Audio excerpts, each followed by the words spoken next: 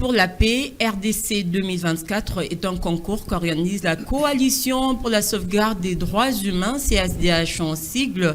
Au travers ce nouveau numéro de votre émission Paramètres, nous aurons l'occasion d'en savoir plus sur le dit concours, mais aussi en connaître l'objectif, les motivations de l'organisation de ce concours. Nous aurons également l'opportunité de jeter un regard sur les droits humains en RDC. Pourquoi pas parler également de l'état des lieux de la culture congolaise. C'est un honneur pour nous de vous avoir de partout où vous nous rejoignez. Bonjour et bienvenue. Je ne suis pas seule sur ce plateau.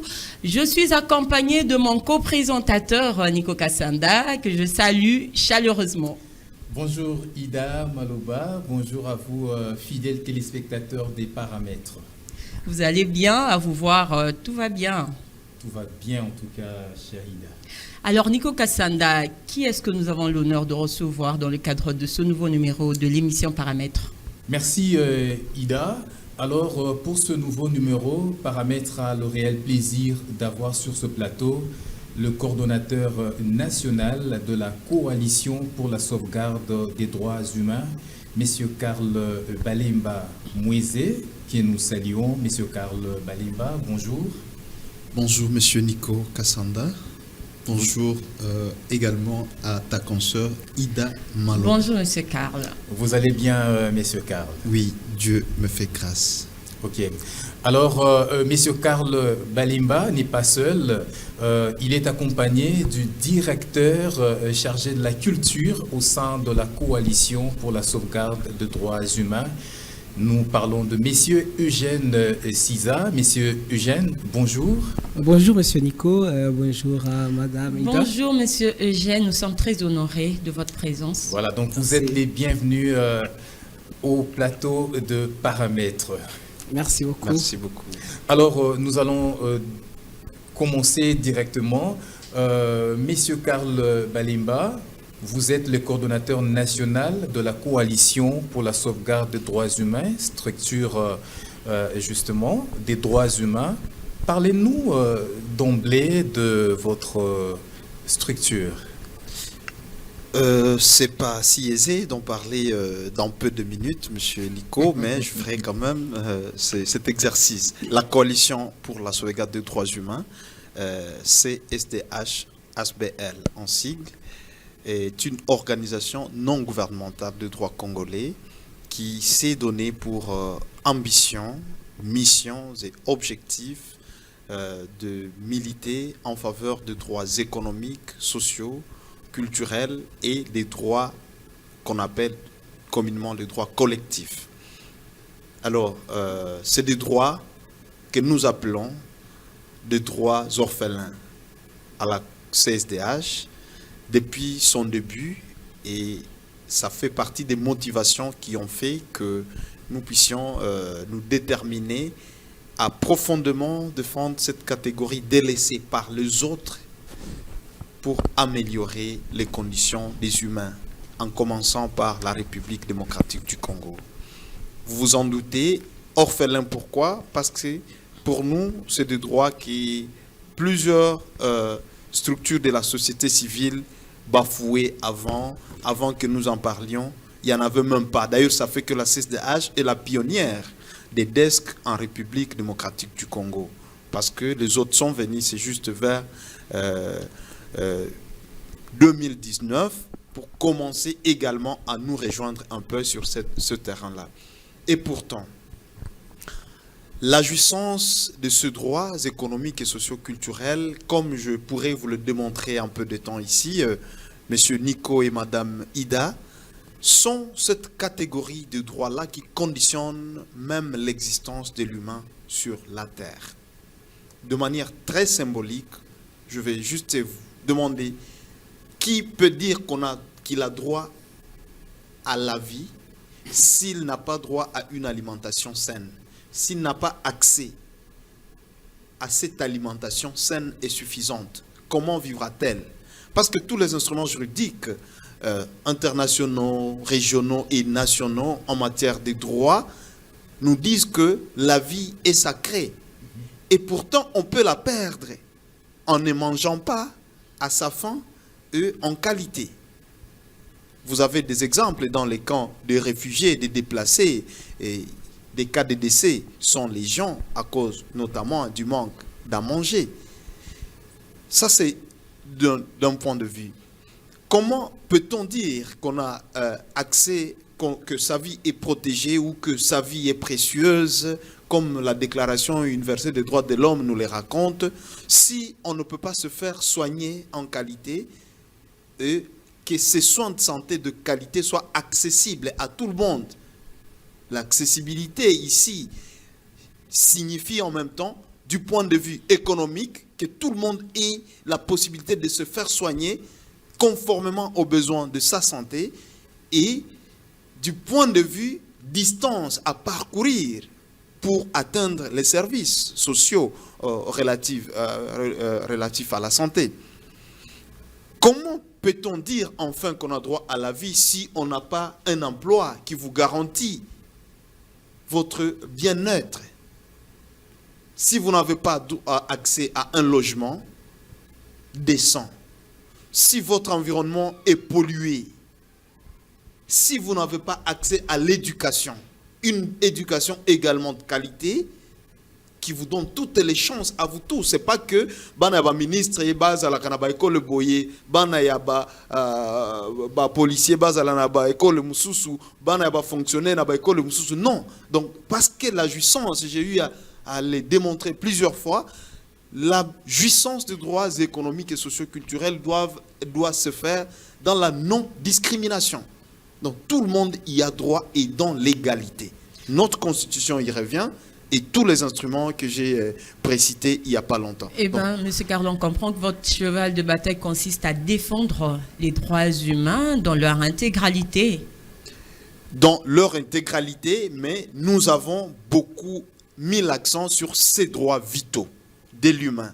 Parce que pour nous, lorsqu'il y a la redistribution des biens publics, redistribution juste, c'est-à-dire la réaffectation des moyens de l'État, parce que les biens de l'État appartiennent à tous les Congolais, et donc cette redistribution dont l'État, les institutions étatiques doivent se charger, concourt également à la stabilité et à la création des conditions de la paix, c'est-à-dire l'emploi, vous pourvoyez l'emploi, les soins de santé de qualité et tout ce que j'ai cité il n'y a pas longtemps, le logement, l'environnement sain.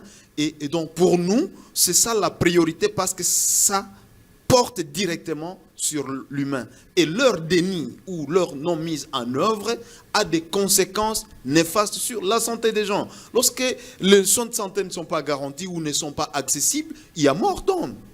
Il y a mort infantile, il y a mortalité infantile, il y a des morts, des mamans qui meurent en donnant la vie, voyez. Donc, ça c'est du point de vue sanitaire. Mais également, lorsqu'il n'y a pas l'accès pour tous à une éducation de qualité, c'est tout ce qui nous donne les Koulouna, les enfants, Chégué, c'est tout ce que vous appelez Oudjana et tout ça, la barbarie.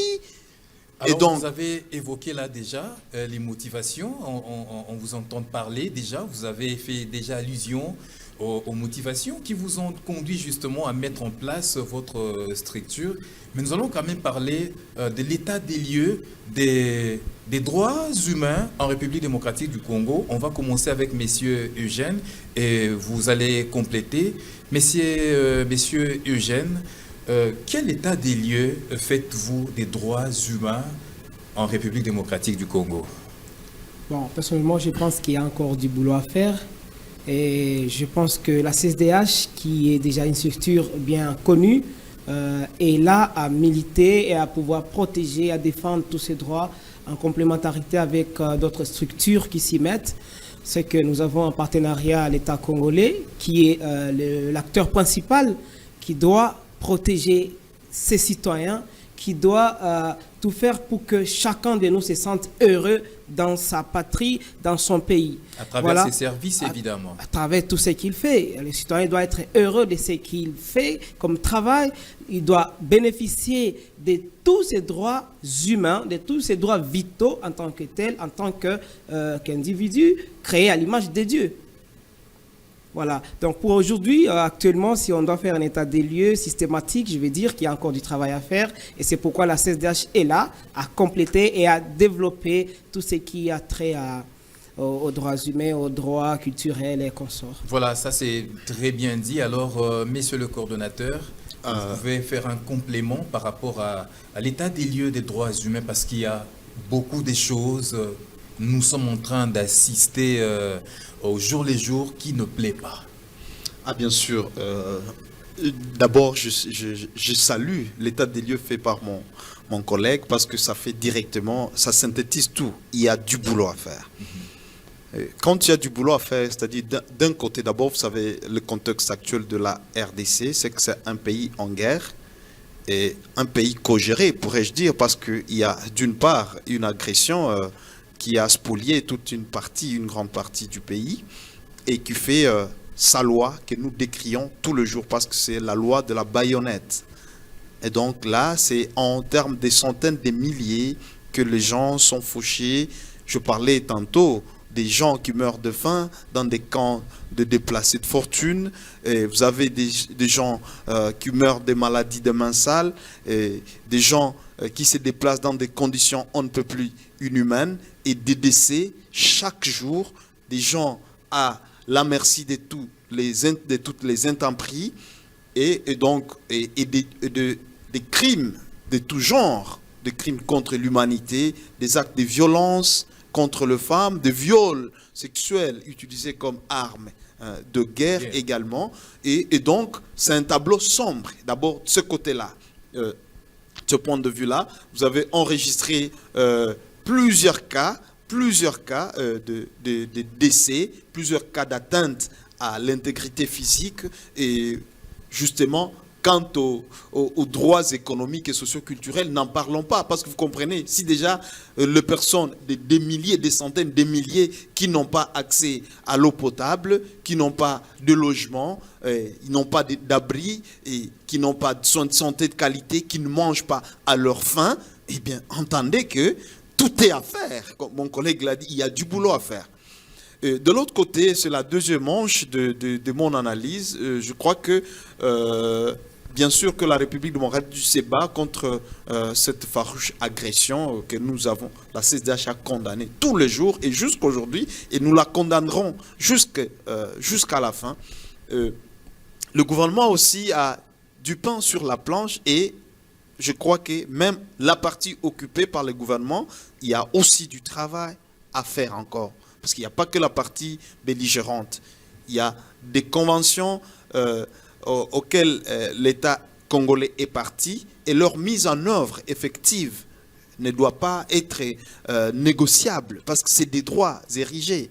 Est-ce que même à Kinshasa, les gens sont logés décemment?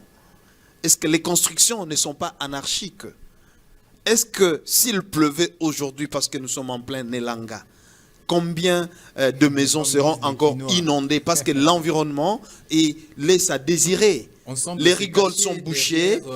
La saison. Non, on ne peut pas se cacher derrière la saison. Gouverner, c'est prévoir, Monsieur Nico. Et donc, l'environnement déjà lui-même expose des centaines de milliers de Quinois aujourd'hui. Bien sûr, je sais qu'il y a un mauvais comportement, un certain incivisme environnemental qui a élu domicile dans le chef de nos concitoyens. Mais là, alors, les pouvoirs publics ont le devoir de faire appliquer les lois de la République parce qu'il y a deux lois qui régissent l'environnement ici. Et donc, disais-je, de ce côté-là, on n'a pas besoin de la paix ou la guerre pour s'occuper de nos rigoles, de nos chaussées, de nos rues, de nos avenues et tout ça. On a même donc des chefs des quartiers donc, qui peuvent s'occuper de tout ça. Donc, doit encore beaucoup faire pour non, je dois dire qu'il y a violation de droits humains par là. Je ne veux pas dire qu'il doit faire des efforts parce qu'il y a violation de droits humains. Monsieur Nico, il y a deux cas pour le droit humain. Soit vous en jouissez et donc le pouvoir public les met en œuvre, soit vous n'en jouissez pas et donc le pouvoir public les viole Et donc, j'ai eu à le pouvoir expliquer public qu'on n'essaie peut... pas garantir Oui, justement ces droits humains. Oui, qui a la charge de le faire? Qui a la charge de réguler même les comportements des citoyens par rapport au civisme environnemental? C'est l'État qui a le devoir de sévir lorsqu'il y a manquement. Et il n'y a pas que ça, parce que je parlais juste du droit à un environnement sain.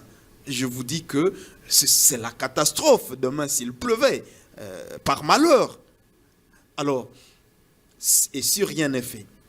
Et du point de vue sécuritaire, vous savez que nous décrions tout le temps le phénomène Koulouna qui ne fait que s'aggraver. Nous avons même des collègues qui ont été récemment visités dans des maisons avec des hommes armés en machette et tout ça. Vous avez suivi une bande qu'on appelle des gens qui se sont attaqués à la résidence de l'ex-première dame et tout ça. C'est des comportements qui ne sont pas de nature à garantir la jouissance des droits humains. La RDC est une terre où tout le monde doit vivre, quelle que soit l'idéologie, la conviction, quelle que soit ses convictions ou son appartenance politique, idéologique, sociale ou rang social et économique. Tout ça, dans la jouissance des droits humains, il n'y a aucune discrimination qui soit acceptée. Et donc ça également, c'est une des gringolades. Je salue la justice pour avoir quand même s'être occupée de cette barbarie qui s'ajoute sur d'autres qu'on a en plus donc de Koulouna et des cas documentés des corruptions à ciel ouvert avec la police de roulage ou la concussion sur les chaussées, la tracasserie policière et administrative. Tout ça, ce n'est pas de nature à encourager la jouissance de droits humains. Que faire alors, M. Carle, pour mettre fin à cette violation criante des droits humains? Eh bien, Madame Ida, comme je l'annonçais déjà, il est d'un principe de droit international public qui dit pacte sunt servanda. L'État congolais est lié par les lois, y compris à l'international. Lorsque les traités ou les lois à l'interne, comme la Constitution, consacrent des droits, c'est les pouvoirs publics à tous les niveaux qui ont l'obligation de rendre ces droits aux citoyens qui en sont le bénéficiaire.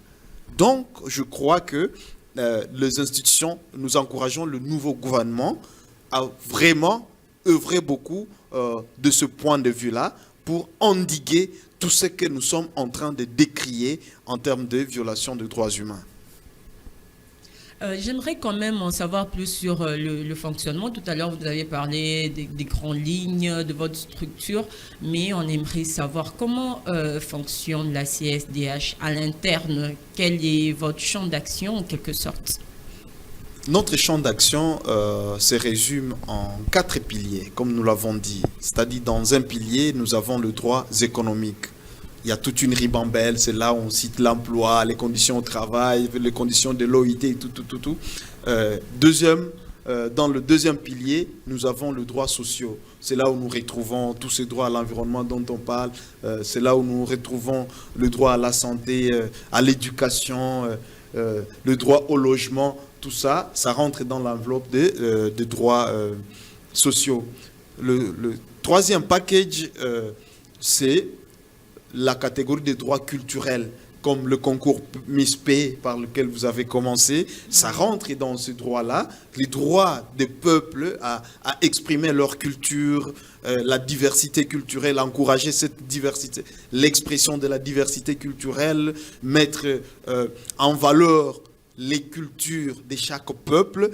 Et tout ça, c'est des droits que nous défendons. Et même la recherche, madame, et la publication, le droit d'auteur, tout ça, et ça rentre également dans le paquet ou la manche des droits culturels. Et enfin, vient le droit collectif, qu'on appelle dans la famille des Nations Unies, généralement le droit de la troisième génération. En fait, pourquoi? Parce que c'est des droits dont on doit jouir, on ne peut pas jouir individuellement. Donc on en jouit collectivement, mais chacun a des résultats, même collectifs et individuels, à savoir la paix. C'est pourquoi vous comprendrez que nous avons mélangé la culture avec la paix, donc soit un droit de la 2e génération avec un droit de la 3e génération. La paix, madame, vous le savez comme moi, qu'elle a présidé à la destinée de la création de Nations Unies après la 2e guerre mondiale, pour dire que les générations futures devaient être préservées des fléaux de la guerre, comme on en a eu, c'est repris dans le préambule même de la charte portant création de l'Organisation des Nations Unies. Donc, ça rentre dans la catégorie, dans le dernier package là, 4e, donc de droit collectif. Il n'y a pas que le droit à la paix, il y a également le droit au développement. Ça fait partie également de ce... alors vous verrez, en cela, ça nous permet de défendre, de promouvoir également les ODD parce qu'ils peuvent se résumer en ça. Voilà, M. Karl, nous avons beaucoup traîné sur... il y a beaucoup à dire par rapport au fonctionnement de la CSDH, mais nous allons quand même entrer dans le vif du sujet, qui est justement les concours que vous venez de lancer récemment, dénommé Miss P RDC 2024. On va commencer avec Monsieur Eugène. Parlez-nous de ce concours. Pourquoi d'abord cet concept Miss P pour RDC 2024? C'est quoi? Merci, Monsieur Nico. Miss P RDC 2024. C'est l'occasion d'en parler, de faire connaître à toutes les candidates que nous l'avons déjà lancé depuis vendredi passé et que les candidatures, toutes candidatures confondues, elles sont les bienvenues en ligne comme en présentiel.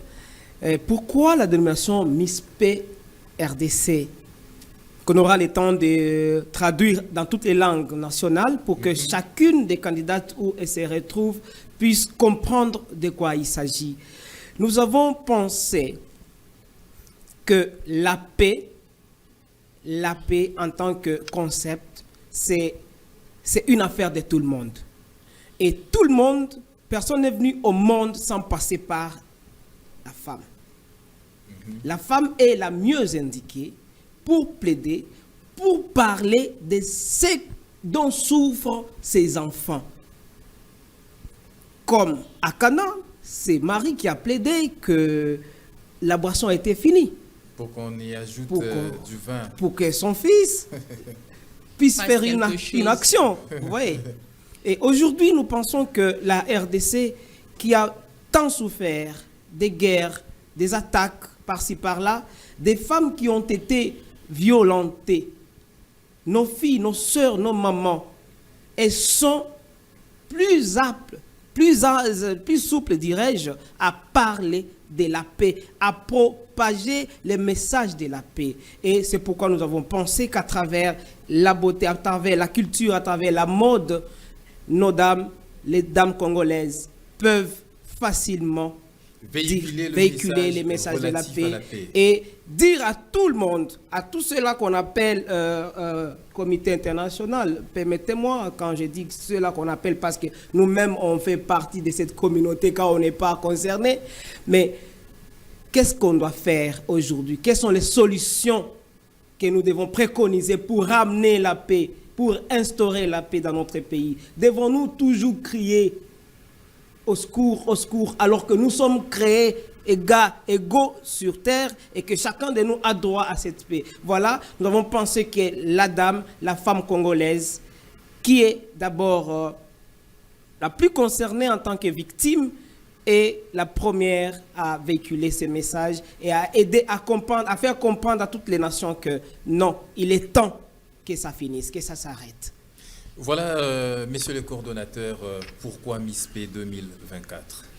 Miss P, en complément avec ce que mon collègue dit, sûrement, qui mieux qu'un Congolais ou une Congolaise pourrait apprécier la valeur de la paix? Parce que pour 30 ans d'ininterrompues, de souffrances, d'agressions, de guerres, des situations de non-paix, il n'y a personne qui puisse être en mesure d'expliquer au monde ce que vaut une guerre, personne d'autre, je dis bien, qu'une Congolaise ou qu'un Congolais.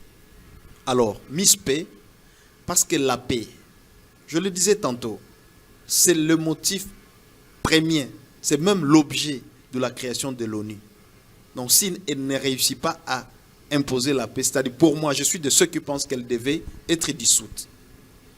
Parce que déjà le préambule, l'exposé des motifs dit c'est pour le maintien de la paix et la sécurité internationale. Et donc, pour avoir vécu toutes ces affres, les Congolais, à travers leur culture, devraient enseigner alors au monde que la paix, en tant que droit, est non négociable, mais également que nous devons l'imposer nous-mêmes. Comme mon collègue le disait tantôt, quand c'est un droit, ça s'arrache, non? Et parce que nous avons aussi des droits culturels, nous avons des valeurs culturelles de nos précieuses mamans, sœurs, épouses, filles, à vendre au monde.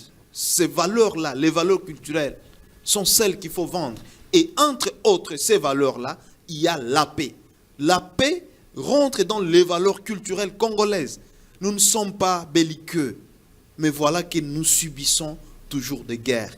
Alors, nous avons décidé et nous avons réfléchi sur ce projet que ce soit en RDC que viennent les vraies défenseuses du droit à la paix.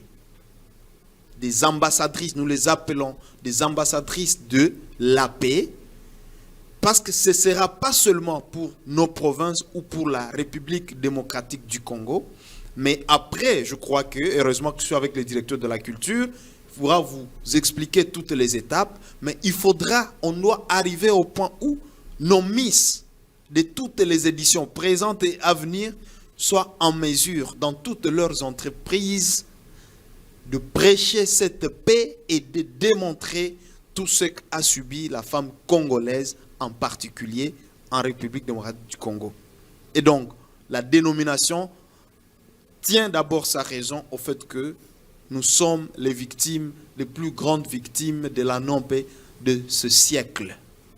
Deuxièmement, c'est que nous sommes le mieux placés maintenant pour pouvoir prêcher la paix aux autres qui n'ont pas réussi à imposer la paix.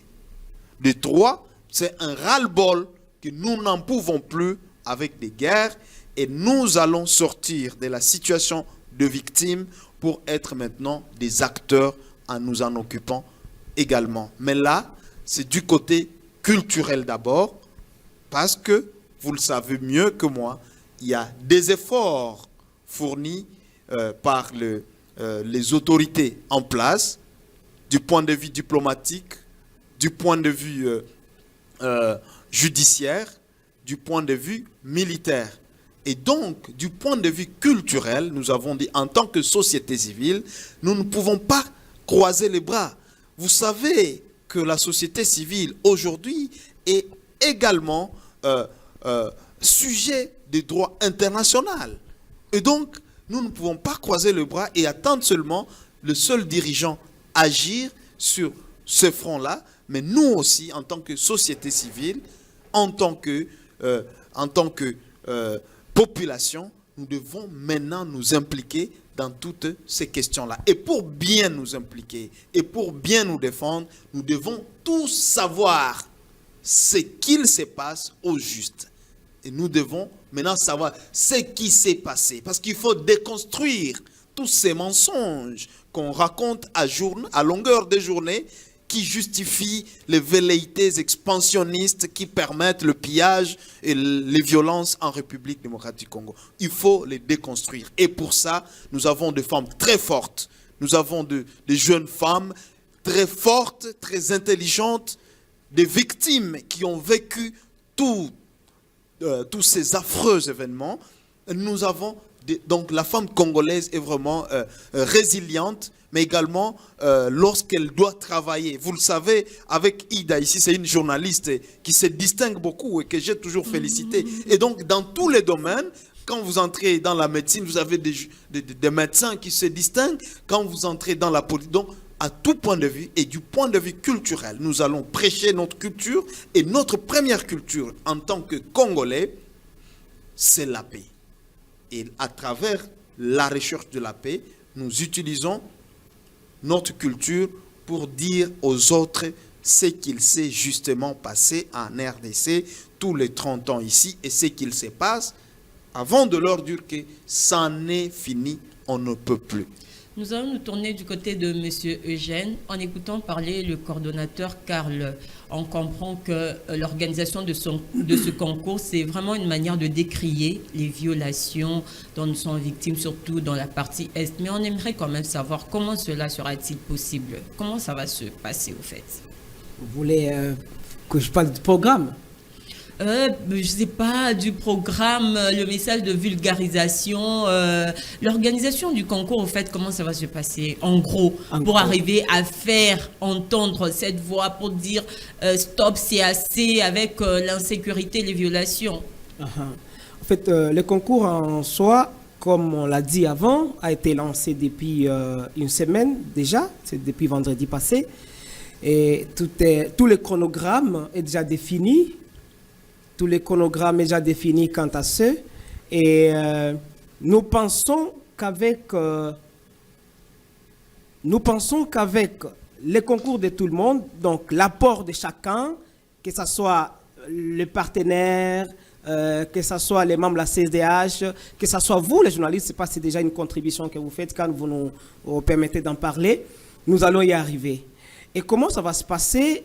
Le concours est déjà lancé, l'enregistrement des candidatures est déjà en cours. Il y a une adresse mail que nous allons donner plus tard. Il y a un numéro WhatsApp. Pour ceux-là qui n'ont pas d'adresse mail, ils peuvent envoyer par WhatsApp. Il y aura notre site web est déjà actif pour que les gens postulent en ligne. Donc, toutes les candidatures de toutes les provinces sont attendues. Et comment ça va se passer? Il y a 3 étapes. La première étape, c'est l'étape préparatoire qui est déjà passée. L'étape préparatoire, c'est depuis la conception jusqu'au lancement. Nous avons lancé donc cette étape déjà close. Et je pense que l'évaluation de cette étape, c'est pour ce samedi ici. Okay. Après l'étape préparatoire, nous sommes en plein enregistrement des candidatures. Et ces candidatures-là vont jusqu'à 2 mois. Jusqu'à 2 mois, nous serons en train d'enregistrer les candidatures. Pour les provinces, il y aura un concours en province. Par province, il y aura un concours. Donc, nous allons produire d'abord des Miss P provinciales avec leur dauphine, première et deuxième dauphine. Chaque province aura une Miss P parce que chacune d'elles peut facilement s'exprimer dans sa langue et pour apporter les messages de paix à sa communauté dans sa langue. Et après, les Miss P provinciales qui seront élus vont remonter à Kinshasa, avec Kinshasa comme province aussi qui aura sa Miss P, vont remonter à Kinshasa pour les concours finaux. C'est ces candidates, déjà Miss P dans leur province, qu'on va élire la Miss P RDC 2024. Et les élections finales sont prévues le 30 décembre 2024. C'est quand même un grand projet, hein, Nico Kassada. Ah oui, c'est un grand projet, un projet vraiment très important, un projet vaste. Mais parlons quand même des critères des sélections. Quels sont les critères sur lesquels vous allez vous baser pour retenir différentes candidates? Merci. Au début, nous avons fixé quelques critères qui permettent à tout le monde de prendre part. Il faut d'abord être de nationalité congolaise, parce qu'on parle de la RDC. Nous ne voulons pas qu'il y ait chevauchement de nationalité, comme on l'a toujours dit. Il faut être de nationalité congolaise. Et cela doit se prouver par une carte d'identité, carte d'électeur ou un passeport. Avoir au moins l'âge compris entre 18 et 35 ans. Je vais expliquer pourquoi 35 ans. Parce que je pense que les gens s'attendaient à 18 à 25, 18 à 23. Non. On est allé jusqu'à 35 ans parce que nous avons estimé que quelqu'un qui veut parler de la paix doit connaître de quoi il s'agit. Il doit connaître l'historique. Il doit connaître l'historique de tout ce qu'on a connu comme guerre. Donc ça doit être quelqu'un qui comprend et qui est capable de véhiculer fidèlement, avec autorité, avec, compétence, ce qu'elle doit véhiculer comme message. Parce qu'elle sera ambassadrice de la paix. Elle sera le miroir, elle sera le portail de la paix en RDC. Donc, jusqu'à 35 ans, on a estimé que c'est une tranche des gens qui ont encore le sang, si on peut dire, les sangs chauds, des gens qui peuvent encore parcourir des collines et des montagnes, parce qu'on n'a pas besoin de quelqu'un qui va croiser les doigts, les bras, qui sera là à arranger ses ongles. Non, non. L'aspect beauté est exclu. Oui, l'aspect attrayante ne compte pas. L'aspect beauté, parce qu'il s'agit ici de la beauté congolaise qu'on veut aussi mettre en exergue, la beauté, la culture, la mode. La beauté fera partie des critères plus tard, mais à la sélection des bases de candidature, c'est pas ça. Il doit être de nationalité congolaise, avoir au moins un diplôme d'État, être âgé de la tranche de 18 à 35 ans. Ça, c'est la première des choses jusqu'à ce moment-là. En attendant qu'un jury, il y a le coordonnateur qui est là. Le cordon en attendant que les jurys soient là pour... nous a produit un sourire quand on parlait de la beauté, de l'exclusion de la beauté. Cordon, vous pouvez dire un mot par rapport à ça. Merci beaucoup. Comment on peut parler de la beauté congolaise sans faire allusion à la beauté? Généralement, d'abord, la femme congolaise est belle. Vraiment. Donc, c'est un critère qui est inclus, mais pas le seul. C'est ce que le directeur voulait dire, c'est ce qu'il a dit d'ailleurs. Ce n'est pas le seul critère, parce qu'il est complété par d'autres critères, à savoir, oui, vous devez connaître l'histoire de votre pays, pas celle qu'on raconte, mais celle que vous avez vécue. Vous devez avoir des compétences. Alors, pour ce faire, il y aura un jury qui sera en train de, justement, qui va évaluer ces différentes compétences.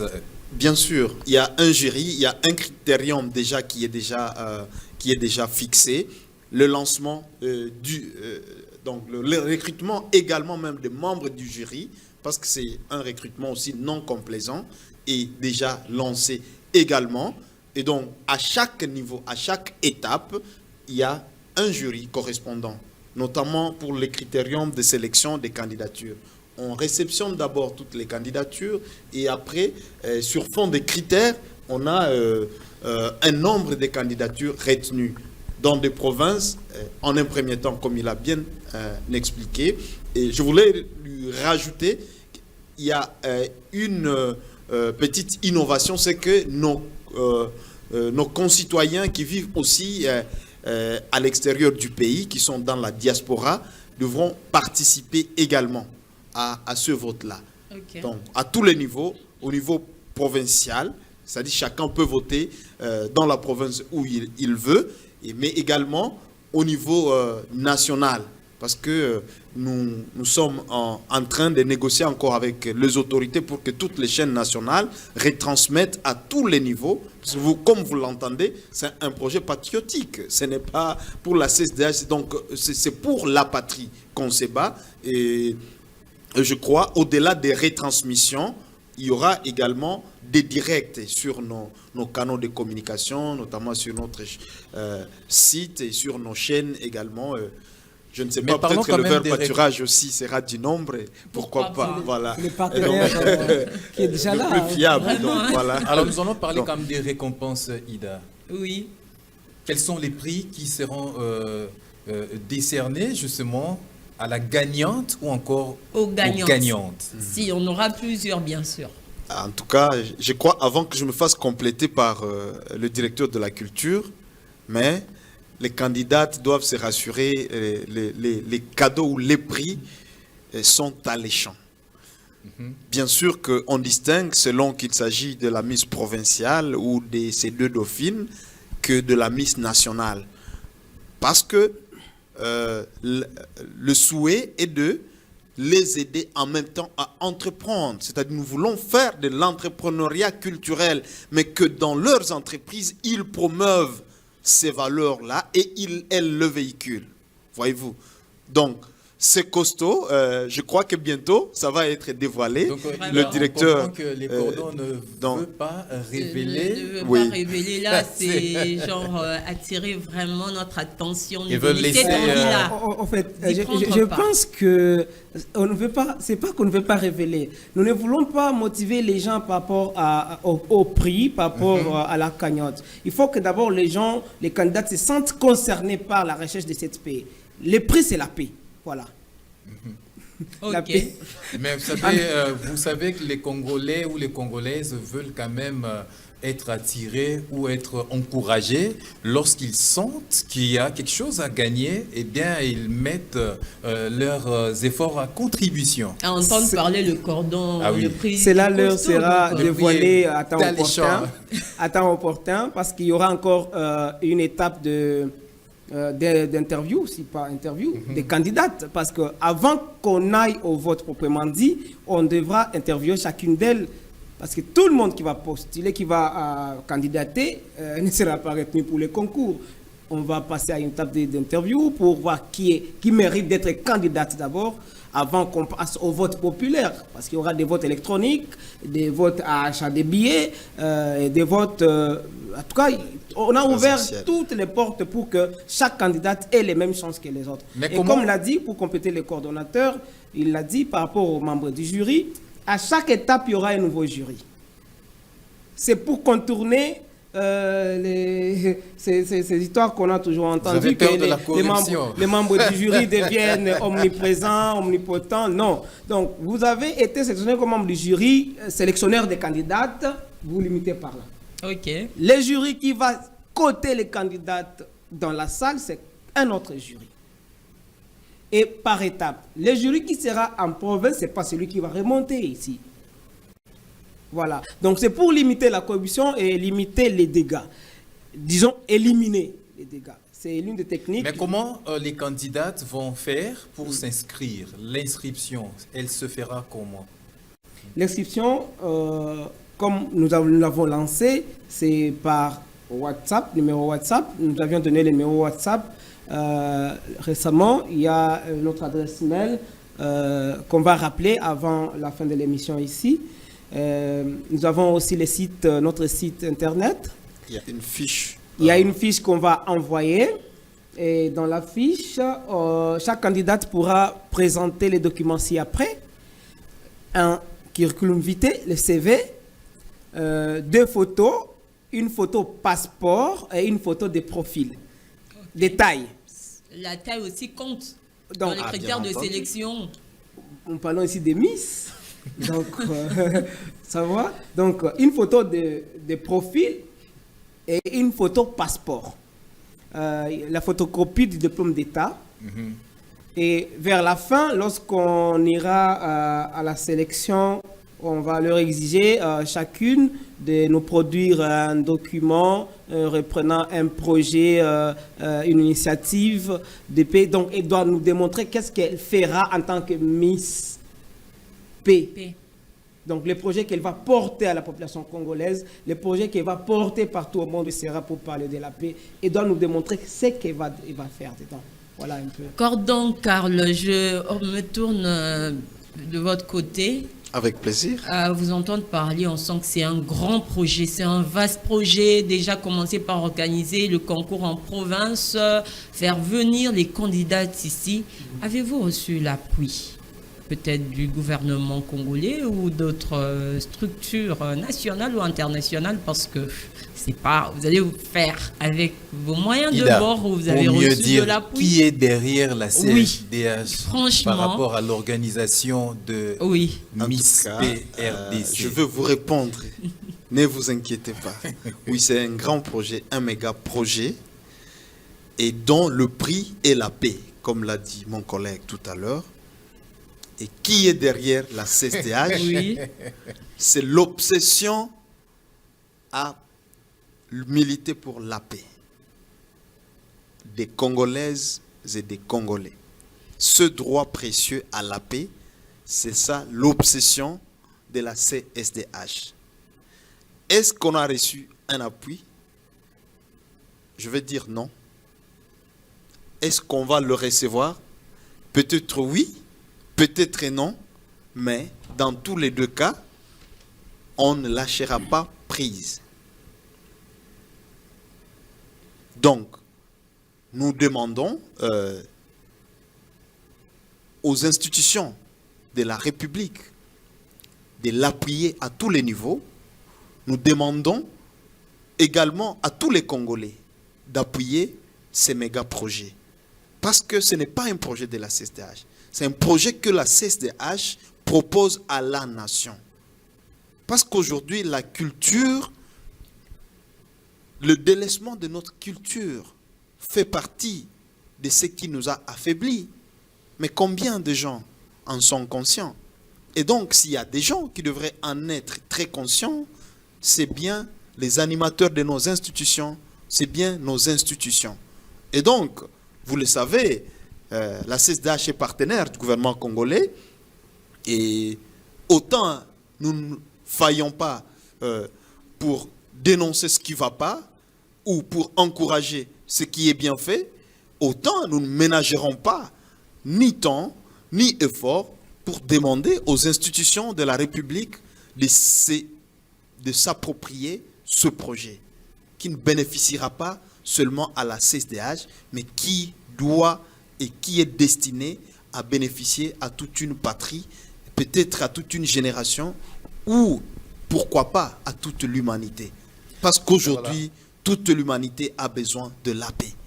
Mais lorsque la communication ne s'est pas bien faite, lorsque la culture, comme la culture congolaise de la paix, de la non-agression, lorsqu'elle n'est pas partagée par tous les voisins et par le commanditeur des guerres qui en tire profit, entendez que tout le monde en pâtit. Vous savez ce qui se passe à travers le monde aujourd'hui. Je ne vous apprends rien dans le Proche-Orient, je ne vous apprends rien dans ce qui se passe entre la Russie et l'Ukraine, je ne vous apprends rien. Donc vous savez qu'aujourd'hui, le monde souffre criamment du manque de paix. Alors, et que là, donc, la marque congolaise, c'est l'imposer. On fait signe qu'on est déjà à la fin, mais je vous accorde quand même 30 secondes. Vous venez, dans le cadre de la culture, vous venez de signer un partenariat avec l'UNESCO. Peut-on connaître les clauses de ce partenariat? Voilà. Ah, bien sûr, c'est une forme d'encouragement également. D'ailleurs, j'ai encore avec moi l'acte de reconnaissance qui nous a été qui nous a été remis par la Commission nationale de la République démocratique du Congo pour l'UNESCO, notamment pour encourager notre collaboration dans le cadre de la culture, des droits culturels, et des droits à l'éducation et de tous les autres domaines que nous avons, dont nous partageons les compétences avec l'UNESCO, à savoir de formation, la défense des droits de l'homme, cette recherche effrénée de la paix. Et donc, c'est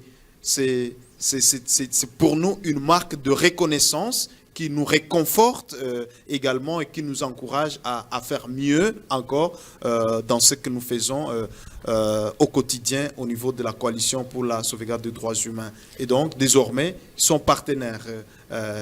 Le partenariat est bien cimenté. Merci, M. Karl. Nous nous tournons quand même du côté de M. Eugène pour nous donner d'amples précisions que vous avez promis de donner tout à l'heure, adresse, email, pour les candidats qui seront intéressés à prendre part à Miss P 2024. Merci beaucoup, madame. Les candidats qui sont intéressés peuvent envoyer leur dossier au 082 00 849 082 48 00 849 082 48 00 849 ou à l'adresse mail csdh@gmail.com. CSDH cordon csdh@gmail.com. Merci beaucoup, Nico Kassanda. C'est déjà la fin. C'est pratiquement la fin de cette émission. Nous avons été heureux de vous recevoir sur ce plateau de paramètres, monsieur le coordonnateur de la CHDH. C'était un réel plaisir pour moi. J'en profite pour rappeler qu'ils peuvent aussi consulter notre site web www.csdh.org.